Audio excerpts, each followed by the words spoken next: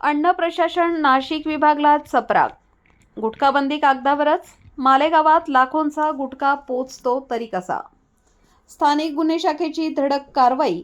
83,46,000चा मुद्देमाल जप्त.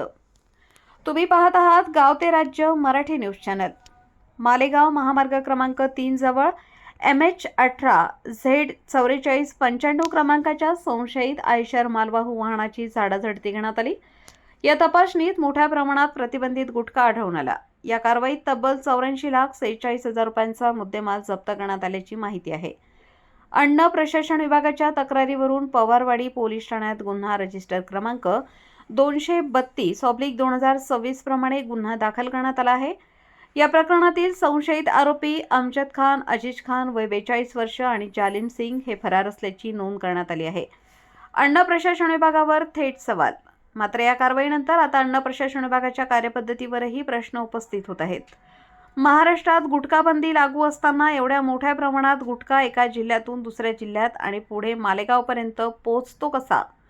मध्य प्रदेशकडून येणाऱ्या मार्गावर विविध पोलीस ठाणी आणि तपासणी व्यवस्था असताना हे वाहन तपासणीच्या नजरेतून कसे सुटले.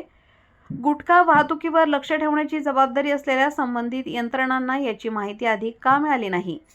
हा केवळ एका वाहनाचा प्रश्न नाही. गुटखा तस्करीची ही साखळी नेमकी कुठून सुरू होते आणि कुठे संपते याचा तपास होणे गरजेचे आहे. अन्न प्रशासन विभागाने केवळ तक्रार दाखल करण्यापुरती भूमिका न ठेवता गुटखा पुरवठ्याच्या संपूर्ण साखळीपर्यंत पोहोचण्याची गरज असल्याची चर्चा आता सुरू झाली आहे. तसेच जिल्ह्यात गुटखा विक्री, अनधिकृत विक्री केंद्रे आणि संबंधित परवान्यांबाबतही नियमित आणि पारदर्शक तपासणी होते का, हा प्रश्न नागरिकांकडून उपस्थित केला जात आहे. या आरोपांबाबत संबंधित अन्न प्रशासन अधिकाऱ्यांची अधिकृत भूमिका समोर येणेही तितकेच महत्त्वाचे आहे. नाशिक ग्रामीण पोलीस अधीक्षक डॉक्टर DS स्वामी आणि अप्पर पोलीस अधीक्षक सुरेश गुंजाळ यांच्या मार्गदर्शनाखाली ही कारवाई करण्यात आली. स्थानिक गुन्हा शाखेचे पोलीस निरीक्षक राहुल मोरे यांच्या आदेशानुसार मालेगाव स्थानिक गुन्हा शाखेचे पोलीस हवालदार सचिन वराडे आणि पोलीस शिपाई संदीप बापू महाजन यांनी ही कारवाई केली. या कारवाईमुळे गुटखा तस्करी करणाऱ्यांमध्ये खळबळ उडाली आहे. गुटखाबंदी असताना लाखो रुपयांचा गुटखा रस्त्यावरून प्रवास करतोय हा प्रकारच यंत्रणेसमोर मोठं आव्हान आहे.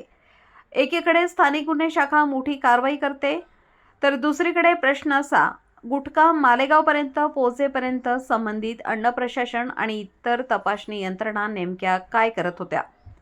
गुटखा तस्करीची मुळं शोधून मुख्य सूत्रधारांपर्यंत पोहोचणार का. आता या प्रश्नांची उत्तरं प्रशासनाने जनतेसमोर देणं गरजेचं आहे. गाव ते राज्य मराठी न्यूज, संपादक विजय धामणे, नांदगाव, नाशिक.